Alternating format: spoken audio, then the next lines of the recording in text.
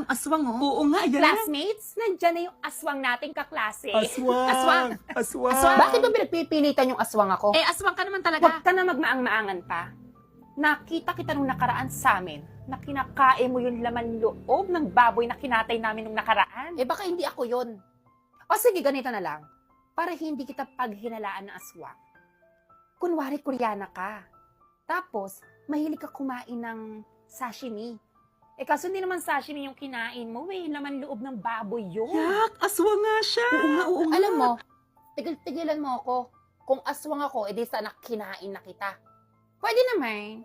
Sige, nakainin mo na ako, magpapakain naman ako. La, Eh kung nangyari italo dyan? ko kaya sa itong bag ko. Kadiri to. O sige na. Hindi ka na aswang. Ang aswang ay nangangain, hindi naman namamalo. Pasado ka na sa akin.